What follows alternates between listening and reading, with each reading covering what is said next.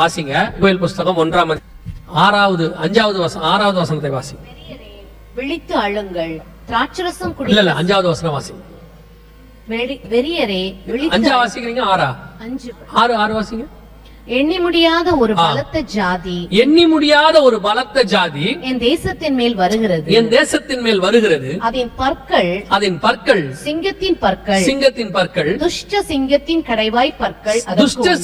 கடைவாய் பற்கள் அதற்கு உண்டு.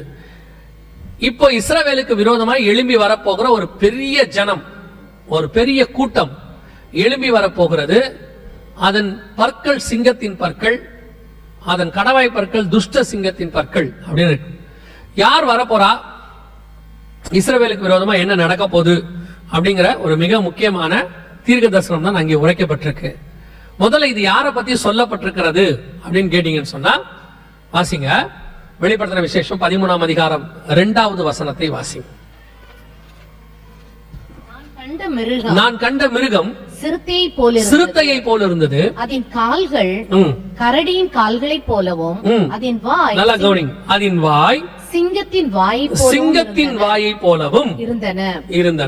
யாரை பத்தி இது சொல்லப்பட்டிருக்கிறது அப்படின்னு கேட்டா, ஒரு மிருகம் சமுத்திரத்திலிருந்து எழுப்பி வந்தன அப்படின்னு இருக்கு 1வது வசனத்துல. இங்க நீங்க வாசிச்ச யோவேல் 1:6 ஒரு பெரிய ஜாதி என் ஜனத்துக்கு விரோதமாய் எழும்பி வருகிறது அப்படின்னு இருக்கு. துஷ்ட சிங்கத்தின் பற்கள், அங்க வாய் சிங்கத்தின் வாய். யாரை பத்தி சொல்லப்பட்டிருக்கிறது அப்படின்னா, வெளிப்படுத்தல் 13 வரப்போகிற மிகப்பெரியதான வல்லரசு, மிகப்பெரிய கவர்மெண்ட், யூரோப்பியன் யூனியனை குறித்து அங்கே சொல்லப்பட்டிருக்கு.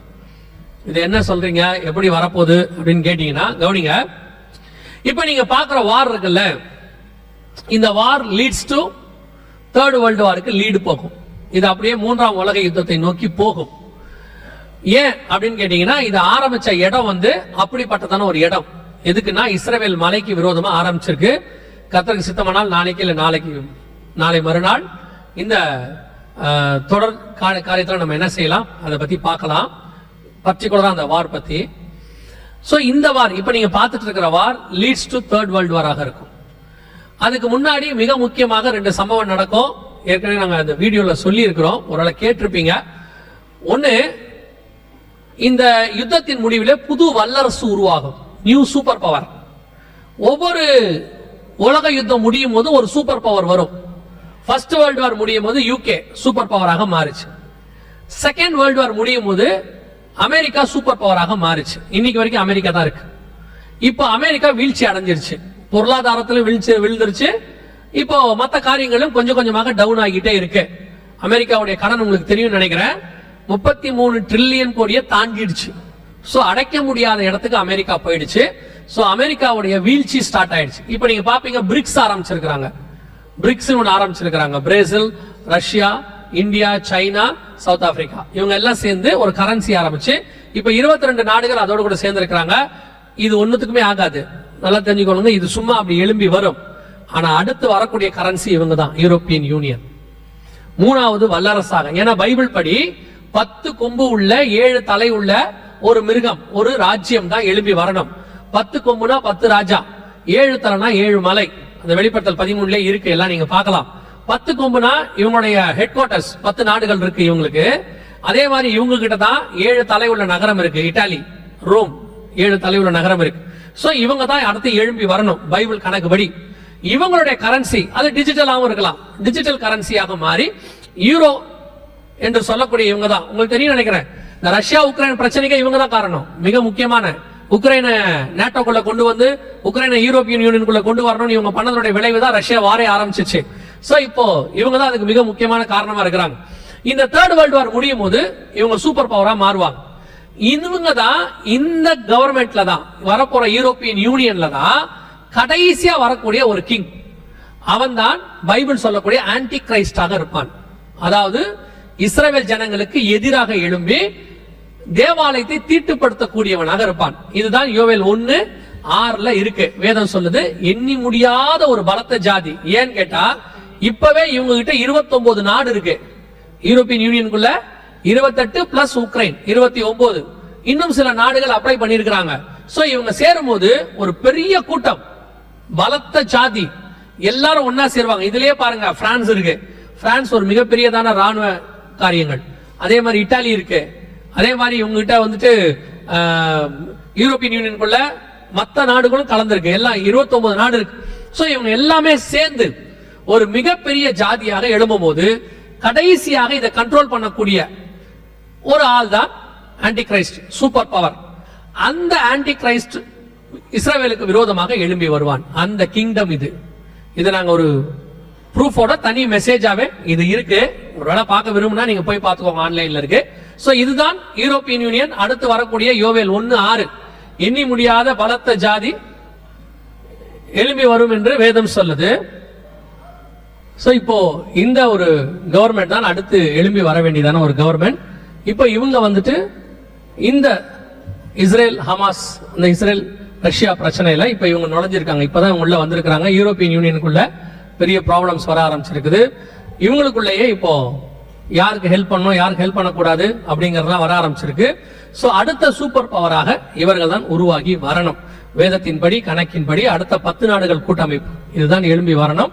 இப்ப அந்த ஜாதி, அதாவது அந்த நாடு ரெடியாக இருக்கிறது, எழும்பி வருவதற்கு ரெடியாக இருக்கு.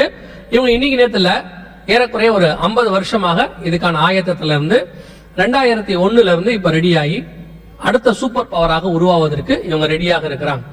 இந்த காலகட்டத்தில் மிக முக்கியமான ஒரு சம்பவம் நடக்கும் என்று ஆண்டவர் சொல்றார். வாசிங்க, நம்ம அதை வாசிட்டு முடிக்கலாம். வாசிங்க, யோவேல் தீர்க்கதரிசன புத்தகம் 1ஆம் அதிகாரம் 15வது வசனத்தை வாசிங்க. அந்த நாளின் நிமித்தம் ஐயோ, அந்த நாளின் நிமித்தம் ஐயோ, கர்த்தருடைய நாள் சமீபமாய் இருக்கிறது. அது சங்காரம் போல சர்வ வல்லவரிடத்திலிருந்து வருகிறது. கர்த்தருடைய நாள் சமீபமாய் இருக்கிறது. இது நடந்து கொண்டிருக்கும் போது ஓசியா புஸ்தகத்துல சொல்லாத ஒரு வார்த்தை, கர்த்தருடைய நாள் சமீபமாய் இருக்கிறது என்று ஓசியா புஸ்தகத்துல சொல்லாத ஒரு வார்த்தை யோவேல் ஆரம்பிக்குது. 1:15 யோவேல். 2வது வாசிங்க, யோவேல் தீர்க்கதரிசன புத்தகம் 2ஆம் அதிகாரம் 1வது வசனத்தை வாசிங்க. சீயோனிலே எக்காளம் ஊதுங்கள், சீயோனிலே எக்காளம் ஊதுங்கள், என் பரிசுத்த பர்வதத்திலே சிரிப்பின் சத்தமிடுங்கள், தேசத்தின் குடிகள் எல்லாம் தத்தளிக்க கடவர்கள். ஏனெனில் கர்த்தருடைய நாள் வருகிறது, கர்த்தருடைய நாள் வருகிறது, அது சமீபமாய் இருக்கிறது. 2வது 3வது வாசிங்க, 2ஆம் அதிகாரம் யோவேல் புஸ்தகம் 11வது வசனம் வாசிங்க. அவைகளுக்கு முன்னாக 11வது வசனம், கர்த்தர் தமது சேனைக்கு முன் சத்தமிடுவார், அவருடைய பாளையம் மகா பெரிது, அவருடைய வார்த்தையின்படி செய்கிறதற்கு வல்லமை உள்ளது. கர்த்தருடைய நாள் பெரிதும் மகா பயங்கரமாய் இருக்கும், அதை சகிக்கிறவன் யார்? அந்த 2 அதிகாரத்துல 3 தடவை கர்த்தருடைய நாள் சமீபமாய் இருக்கிறது, கர்த்தருடைய நாள் சமீபமாய் இருக்கிறது, கர்த்தருடைய நாள் சமீபமாய் இருக்குதுன்னு சொல்லிக்கிட்டே இருக்கிறார். இதுக்கு முன்னாடி இவ்வளவு விஷயத்த சொல்லிட்டு வந்த ஆண்டவர் ஓசியா புஸ்தகத்துல கர்த்தருடைய நாள் வருது அப்படின்னு சொல்லல. இந்த சம்பவங்கள் எல்லாம் சொல்லிட்டு வரும்போது யோவேல்ல ஆரம்பிக்கிறாரு. ஆரம்பிக்கும் போது எப்படி ஆரம்பிக்கிறாரு? கர்த்தருடைய நாள் சமீபமாய் இருக்கிறது. சரி, இந்த கர்த்தருடைய நாள் அப்படிங்கிறது என்ன? கர்த்தருடைய நாள் அப்படிங்கறத நம்ம எதை சொல்றோம்? பொதுவா நிறைய பேர் கர்த்தருடைய நாளுங்கிறத ரகசிய வருகை, சபை எடுத்துக்கொள்ளப்படுதல் அப்படின்னு சொல்லுவாங்க. வாசிங்க, 2 பேதுருவின் புஸ்தகம் 3ஆம் அதிகாரம், 2 பேதுருவின் புஸ்தகம் 3ஆம் அதிகாரம் 10வது வசனம் வாசிங்க. கர்த்தருடைய நாள் இரவிலே திருடன் வருகிற விதமாய் வரும், இரவிலே திருடன் வருகிற விதமாய் வரும். அப்பொழுது வானங்கள் மடமட என்று அகன்று போம், பூதங்கள் வெந்து உருகி போம், பூமியும் அதில் உள்ள கிரியைகளும் எரிந்து அழிந்து போம். அப்ப அந்த கர்த்தருடைய நாள் என்பது இதை வாசிக்கும் போது இரவிலே திருடன் வருகிற விதமாய் வரும் அப்படின்ற நம்ம எல்லாரும் என்ன டிசைட் பண்றோம்னா, இது ரகசிய வருகை, சபை எடுத்துக்கொள்ளப்படுறத பத்தி அங்க சொல்லப்பட்டிருக்கிறது அப்படின்னு சொல்லி நாம நினைச்சுக்கிறோம். ஆனால் இரவிலே திருடன் வருகிற விதமாய் வரும் அப்படின்னு ஆண்டவர் ரகசிய வருகையை பத்தி சொல்லல. வாசிங்க, வெளிப்படுத்துற விசேஷம் 16ஆம் அதிகாரம், வெளிப்படுத்துற விசேஷம் 16ஆம் அதிகாரம் 15வது வசனத்தை வாசிங்க. இதோ திருடனை போல வருகிறேன், இதோ திருடனை போல் வருகிறேன், தன் மானம் காணப்படத்தக்கதாக நிர்வாணமாய் நடவாத படிக்கு விழித்துக் கொண்டு தன் வஸ்திரங்களை காத்துக் கொள்ளுகிறவன் பாக்கியவான். இது எப்ப நடக்கிற சம்பவம்? வெளிப்படுத்தல் 16, 15 எப்ப நடக்கிற சம்பவம்னா அடுத்த வசனம் வாசி. அப்பொழுது எபிரேய பாஷையிலே அர்மகதோன் எனப்பட்ட இடத்தில் அவர்களை கூட்டி சேர்த்தார். இது அர்மகதான் யுத்தத்துக்கு முன்னாடி இயேசு வருகிறதை பத்தி சொல்லப்பட்டிருக்கு. அர்மேகதான் யுத்தத்துல இயேசு வருகிறதுக்கு முன்னாடி நடக்கிற சம்பவம் தான் கர்த்தருடைய நாள் அப்படின்னு இருக்கு. அப்பதான் வானங்கள் மடமடவென்று அகன்று போம், பூதங்கள் வெந்து உருகி போம். ஏன்னா அந்த யுத்தத்தின் முடிவில் பூமி அக்கினிக்கு இரையாக்கப்பட்டு இயேசு கிறிஸ்துவின் 1000 வருஷ அரசாட்சி நடக்கும்.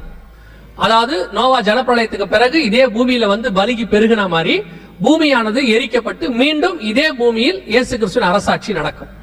அப்போ இது எல்லாமே எதை பத்தி சொல்லப்பட்டிருக்குன்னா பகிரங்க வருகையை பத்தி மட்டும்தான் சொல்லப்பட்டிருக்கிறது. வசனத்தின்படி நான் உங்களுக்கு சொல்லிட்டு இருக்கிறேன். அப்ப இங்க கர்த்தருடைய நாள் கர்த்தருடைய நாள் கர்த்தருடைய நாள்னு சொல்லும் பொழுது நாம எல்லாம் இரவில திருடன் வருகிற விதமாய் வரும், திருடன் வருகிற விதமாய் வரும்னா ரகசிய வருகையை பத்தி சொல்றோம், ரகசிய வருகையை பத்தி சொல்றோம் நினைச்சிட்டு இருக்கோம். ஆனால் இங்கே சொல்லப்பட்டிருக்கிற அத்தனையும் பகிரங்க வருகை குறித்து தான் சொல்லப்பட்டிருக்கிறது. ஏன்னா கர்த்தருடைய நாள் என்பது வெளிப்படுத்தல் 16:15 தான் இருக்கு. 16 அர்மேகதான் யுத்தம். பேதுரு புஸ்தகத்துல அன்னைக்குதான் வானங்கள் மடமட அகன்று போகும் இருக்கு, எரிந்து போகும் இருக்கு. அப்ப இந்த காரியங்கள் எல்லாம் நடக்கும்போது இயேசு கிறிஸ்துவின் பகிரங்க வருகை மிக சமீபம் அப்படின்னு அர்த்தம். அந்த நாள் மிக சமீபம், அர்மேகதான் யுத்தம் மிக சமீபம். அதை ஒட்டி ஒரு நியாய தீர்ப்பு, அதற்கு பிறகு வரக்கூடியதான 1000 வருஷ அரசாட்சி எல்லாம் சமீபமாய் இருக்கிறது அர்த்தம். சரி, இவ்வளவு நடக்குது. நாம விசுவாசிக்கிறது என்ன, எதிர்பார்த்து காத்திருக்கிறது என்ன, இதெல்லாம் விசுவாசிக்கிறோம். எதுக்கு காத்திருக்கிறோம்னா பகிரங்க வருகைக்கு காத்துல, அதுக்கு 7 வருஷத்துக்கு முன்னாடி வரக்கூடிய சபை எடுத்துக்கொள்ளப்படுதலுக்கு காத்திருக்கிறோம். அததான் பைபிள் சொல்லுது. நாம் அதற்காக காத்திருக்கிற ஜனங்கள். நாம பகிரங்க வருகை உபத்திரவ காலத்துக்குள்ள போய் தான் இதுக்கு வரணுமா அப்படின்னா நாம் அதற்கு காத்திருக்கிற ஜனங்கள் அல்ல. அப்ப இவ்வளவும் தெளிவா கொடுக்கப்பட்டிருக்க. எங்கேயாவது இந்த ஓசியாவில் அடுத்து இந்த யோவேல்ல இந்த டைம்ல இல்ல சபை எடுத்துக்கொள்ளப்படுதலை பத்தியோ இயேசு கிறிஸ்து வந்து சபையை கூட்டிட்டு போறத பத்தியோ இருக்குதா அப்படின்னும் போது ஆச்சரியப்படுற விதம் என்னன்னா, புதிய ஏற்பாட்டுல சொல்லி இருக்கிறத விட மிக தெளிவா வெளிப்படையா ஆண்டவர் இதுக்கு நடுவுல சபை எடுத்துக்கொள்ளப்படுதலை பத்தி சொல்றார். வாசிங்க யோவேல் புஸ்தகம் 2ஆம் அதிகாரம், யோவேல் புஸ்தகம் 2ஆம் அதிகாரம் 16வது வசனத்தை வாசிங்க. 16 ஜனத்தை கூட்டுங்கள். நல்லா அந்த வசனத்தை அண்டர்லைன் பண்ணிக்கோங்க. மிக தெளிவாக இருக்கு. ஜனத்தை கூட்டுங்கள், சபையை பரிசுத்தப்படுத்துங்கள், சபையை பரிசுத்தப்படுத்துங்கள், முதியோரை சேருங்கள், முதியோரை சேருங்கள், பிள்ளைகளையும் பாலுண்கிற குழந்தைகளையும் கூட்டுங்கள், பாலுண்ணுகிற குழந்தைகளையும் கூட்டுங்கள். மணவாளன் தன் அறையையும் மணவாட்டி தன் மறைவையும் விட்டு புறப்படுவார்களாக. நல்லா கவனிச்சீங்கன்னா இதுக்கு முன்னாடியிலிருந்து தானியேல் புஸ்தகத்துல இருந்து மணவாளன் மணவாட்டிங்கிற கான்செப்டே வராது, இங்குமே வராது. மணவாளன் மணவாட்டிங்கிற கான்செப்ட் புதிய ஏற்பாட்டு சபைக்கும் இயேசுவுக்கும் உள்ளதான தொடர்பு. இஸ்ரவேல் ஜனங்களுக்கும் நியாயப்பிரமாணத்துக்கும் மணவாட்டி மணவாளனுக்கு சம்பந்தமே இல்லை. மணவாளன் மணவாட்டினாலே அது நியூ டெஸ்ட்மென்ட். கொரிந்தியருக்கு எழுதும் போது 2 கொரிந்தியர்ல பவுல் தெளிவா எழுதுறார் 11வது வசனத்துல, உங்களை ஒரே புருஷனுக்கு கற்புள்ள கன்னிகையாக ஒப்படைக்கும்படி. மணவாளன் மணவாட்டியை பத்தி புதிய ஏற்பாட்டுல சொல்லும் போது ஆவியும் மணவாட்டியும் வா என்பார்களாக. மணவாட்டி புதிய சிலை பத்தி சொல்லும் பொழுது தன் மணவாளனுக்காக ஆயத்தம் பண்ணப்பட்ட மணவாட்டியை போல. மணவாளன் மணவாட்டி கான்செப்ட் நியூ டெஸ்ட்மென்ட்க்குரியது. ஆனா யோவேல் 1 வாசிக்கிட்டே வாங்க, மணவாளன் மணவாட்டிக்கான எந்த ஒரு விஷயமும் இருக்காது. அது வேற ஒரு விஷயத்தை பேசிக்கிட்டே இருக்கும். திடீர்னு நடுவுல 16வது வசனம் மட்டும் அப்படி இருக்கும். மணவாளன் தன் அறையையும் மணவாட்டி தன் மறைவையும் விட்டு புறப்படுவார்களாக. அடுத்து திருப்பி இது 3 முடிஞ்சு இப்படி வந்துருச்சா, அடுத்த அந்த வசனத்தை வாசித்துருங்க. யோவேல் 3:14 வாசிங்க. யோவேல் 3:14.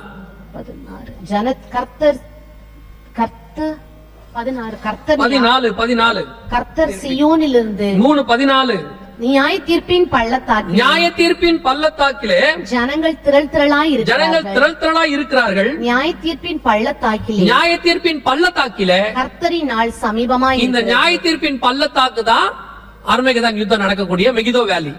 மெகிதோ எனப்பட்ட இடத்தில் கூட்டி சேர்த்தான். வசனம் சொல்லுது, அங்கே கர்த்தருடைய நாள் சமீபமாய் இருக்கிறது. இன்னும் கர்த்தருடைய நாள் என்னவாதான் இருக்குது, சமீபமாக இருக்குது. ஆனா அதுக்கு நடுவுலையே மணவாளன் வந்து மணவாட்டியை அழைத்து கொண்டு போகிறார்னு யோவேல் 1:2:16 தெளிவா சொல்லியிருக்கு.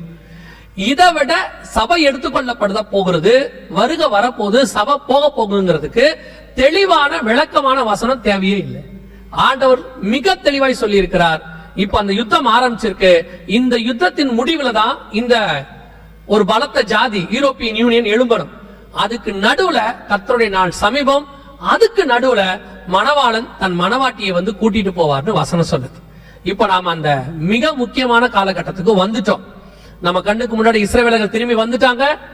எகிப்துக்கு எண்ணெய் கொண்டு போகப்படுகிறது, அசிரியரோடு கூட உடன்படிக்கை பண்ணப்படுகிறது, காற்றை பின்தொடர்கிற காலம் வந்துடுச்சு. இப்போ பெரிய பலத்த ஜாதி எழும்புகிற இடம் வந்துடுச்சு, அதுக்கான யுத்தம் ஆரம்பிச்சிருச்சு. இதுக்கு நடுவுல தான் மணவாளன் வந்து மணவாட்டியை கூட்டிட்டு போகணும். இப்போ நாம இவ்வளவு அடையாளங்களையும் எதுக்கு பார்த்தோம்னா, இதுக்கு நடுவுல கர்த்தருடைய வருகை, சபை எடுத்துக்கொள்ளப்படுதல் சம்பவிக்க போகுது. நாம ஆயத்தமா இருக்கிறோமாங்கிறதா இதுக்கான ஒரே கேள்வி. இதெல்லாம் வச்சுக்கிட்டு நாம எதுக்கு வந்திருக்கிறோம்? ஓ, அடையாளம் நடக்குது, ஆமா, எங்க வேதம் நல்ல வேதம், அதுல எந்த மாற்று கருத்தும் இல்லை. இதெல்லாம் வெறும் அடையாளத்தை பார்த்துட்டு விட்டுறக்கூடாது. இஸ்ரவேலர்கள் வானத்துல நட்சத்திரத்தை கண்டாங்கன்னு வானசாஸ்திரிகள் வந்து சொன்னாங்க. ஏரோது வசனத்தை ஆராய்ந்து பார்த்தாரு. வானசாஸ்திரிகள் இயேசுவை பார்க்க போயிட்டாங்க. ஏரோது போல, எருசலேம் நகரத்தார் போல. இன்னைக்கு அதே மாதிரி தான் சர்ச்சில் ஒரு கூட்டம் இருக்கு. அடையாளத்தை பார்க்குது, விசுவாசிக்குது, வசனத்தை ஆராய்ந்து பார்க்குது. ஆனா இயேசுவை பார்க்க போவோமா? தெரியாது. ஒரு கூட்டம் போகவே இல்லை. அதே மாதிரிதான் இன்னைக்கும். இப்போ நாம எல்லாம் எதற்கு கொரோனாக்கு பிறகு கூட்டப்பட்டிருக்கிறோம்? அந்த 16 சொல்லுது, ஜனத்தை கூட்டுங்கள். திருப்பி வாசிங்க. ஜனத்தை கூட்டுங்கள், ஜனத்தை கூட்டுங்கள், சபையை பரிசுத்தப்படுத்துங்கள். எதுக்காக ஜனம் கூடி இருக்கு? ஜனத்தை எதுக்கு கூட்டி இருக்கிறோம்? சர்ச்சை எதுக்கு கூடி இருக்கு? சபையை பரிசுத்தப்படுத்துவதற்கு. சபை வேற எதற்காகவும் கூடி வருகிற இடம் கிடையாது. ஏன்னா பரிசுத்தம் இல்லாமல் ஒருவனும் தேவனை தரிசிப்பது இல்லையே. இயேசு தெளிவா சொல்லி இருக்கிறாரு, பரிசுத்தம் உள்ளவன் இன்னும் பரிசுத்தமாகட்டும். மனுஷகுமாரன் பரிசுத்தம் உள்ளவர், அவரை பார்க்கிற மணவாட்டியும் பரிசுத்தமாய் இருக்க வேண்டும். ராஜாவை பார்க்க போகிற எஸ்தர் 12 மாசமும் சுத்திகரிக்கப்பட்டார் என்று வேதம் சொல்லுது. அதே மாதிரி சபை 12 மாசமும் சுத்திகரிக்கப்பட வேண்டும். அந்த ராஜாவுக்கு ஏற்ற சபையாய் மாறணும்.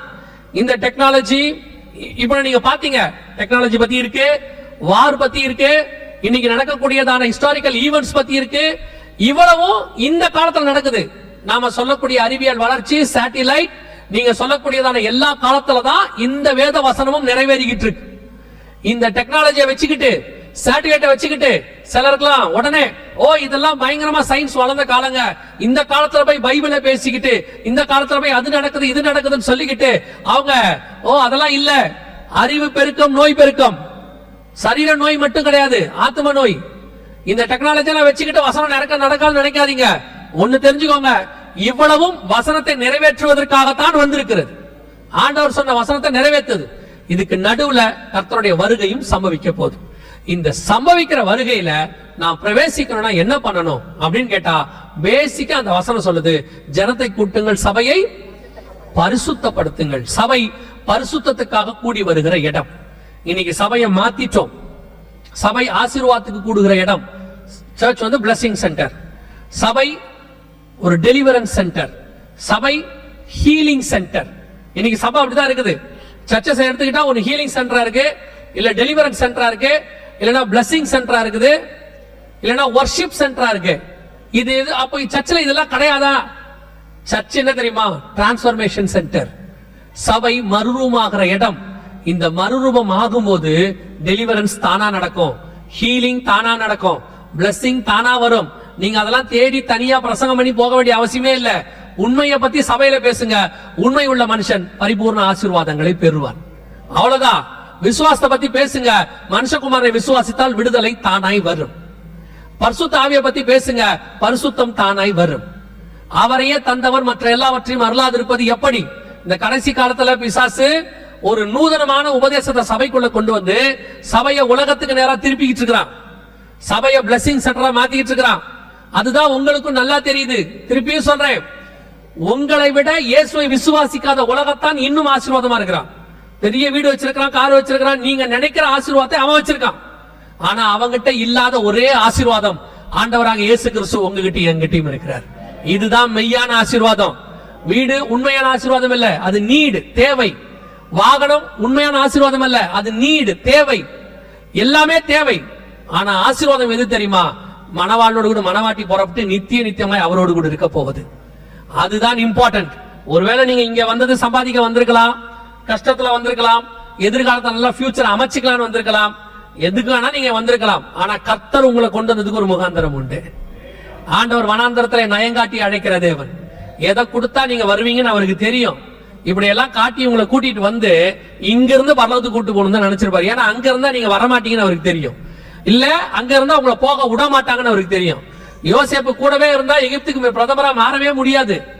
அவன் எருசலேம்லயே இருந்தா தானியேல் வந்து இங்க கவர்னரா மாற முடியாது.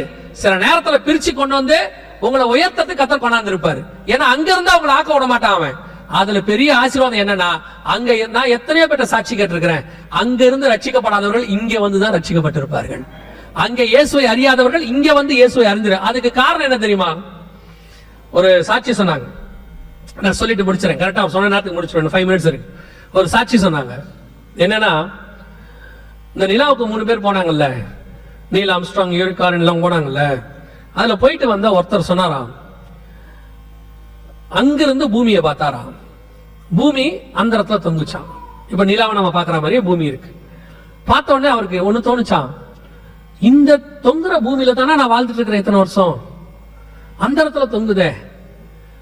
அவர் அங்கதான் ரட்சிக்கப்பட்டாரு. அந்த இடத்துலதான் அவருக்கு ஆண்டவரை பத்தின அறிவு வந்துச்சு. அவர் கீழே வந்து ஆண்டவரை ஏற்றுக்கொண்டு, அதாவது பூமிக்கு வந்துட்டு ஆண்டவரை ஏற்றுக்கொண்டு சொன்னாரு, ஆண்டவர் என்ன ரட்சிப்பதற்காகவே அங்க கூட்டிட்டு போறாரு. அவர் ரட்சிப்பு எவ்வளவு காஸ்ட்லி பாருங்க. நம்ம ஒரு சிலர்லாம் ஒரு டிராக்லயே ரட்சிக்கப்பட்டுருவோம், 10 பைசா டிராக்ஸ்ல என்ன செஞ்சிருவோம், ரட்சிக்கப்பட்டுருவோம். ஒரு சிலர் அது கூட இல்ல, யாராவது சொன்ன சுவிசேஷம் சொன்னவனே ரட்சிக்கப்பட்டுருவாங்க. சிலர்லாம் காத்துல கேட்கறதுலயே ரட்சிக்கப்பட்டுருவாங்க. இவரை அங்க கூட்டிட்டு போனாதான் அவர் ரட்சிக்கப்படுவாரு. இங்க இருக்கிற வரைக்கும் அவர் ரட்சிக்கப்பட மாட்டாருன்னு ஆண்டவருக்கு தெரியும். ஆண்டவருக்கு அது எவ்வளவு பேரை எவ்வளவு செலவு பண்றோம்னு முக்கியம் இல்ல, அந்த ஆத்மா அதோட அவருக்கு முக்கியம். நீங்க அந்த மாதிரிதான், அதான் சொல்ல வந்தேன். உங்களை அங்க இருந்தா ரட்சிக்க முடியாதுன்னு ஆண்டவருக்கு தெரியும். பல நேரத்துல சொந்தக்காரர் நம்மளை ரட்சிக்கப்படவே விட மாட்டான். என்ன நம்ம சாதி சாணத்தை விட்டு போற, நீ நம்ம பழக்க வளத்தை விட்டு போற, இப்படி தனியா பிரிச்சு கொண்டு வந்து வனாந்தரத்துல உட்கார வச்சாதான் தேவனை பற்றின அறிவு நமக்கு வரும்னு ஆண்டவருக்கு தெரியும். உங்களை கர்த்தர் இங்க கூட்டிட்டு வந்ததற்கும் ஒரு முகாந்தரம் உண்டு. உங்களை இங்க இருந்து ஆசீர்வதிச்சு உங்களை ஊர்ல நாகர்கோயிலையோ திருநெல்வேலியிலோ சென்னையிலயோ வேலூர்லயோ வீடு வாங்க கூட்டிட்டு வரல. அதுக்கு கர்த்தர் நினைச்சிருந்தா அங்க வச்சு அதை கொடுத்துருப்பாரு. அவருக்கு அதுதான் கொடுக்கணும்னா அதை வச்சு அங்க கொடுக்க அது ரொம்ப ஈஸி அவருக்கு. ஏன் தமிழ்நாட்டில் இருக்கிறவங்க வீடே வாங்கலையா? எல்லாருமே ஓமான்ல வந்து வாங்கிட்டு இருக்காங்களா? உங்களை விட பெரிய வீடு தான் கட்டிருக்காங்களா? அங்க இருக்கவங்களே கட்டுறாங்கல்ல. தேவன் நினைச்சிருந்தா உங்களுக்கு அங்க வச்சு ஆசீர்வதிச்சிருப்பாரு. ஆனா அங்க வச்சு உங்களுக்கு வீடு கொடுக்க அவரால் முடியும். ஆனா உங்க ஆத்மாவை ரட்சிக்கிறதுக்கு நீங்க இங்க வந்தா தான் முடியும். அநேகரை கர்த்தர் அப்படித்தான் கூட்டு வந்திருக்கிறாரு. இப்ப புரிஞ்சுக்கோங்க, நான் இங்கே வந்து பணக்காரனாக வரவில்லை. குடும்பத்தை காப்பாற்றி தங்கச்சி எல்லாம் கல்யாணம் பண்ணதுக்கு அதெல்லாம் செய்வார் தனியா. சிலர்லாம் பொறுப்பை தலைமையில வச்சுக்கிட்டு அவங்க தான் இந்தியாவே காப்பாத்துற மாதிரி ஃபீல்ல இருப்பாங்க. சார் நீங்க அதுக்காக இங்க வரல, உங்க ஆத்மா பாதாளத்துக்கு போயிரும், அதை தப்பு வைக்கிறதுக்காக கர்த்தர் உங்களை கூட்டு வந்திருக்கிறாரு. அதை இங்க வச்சு கர்த்தர் செய்வார்.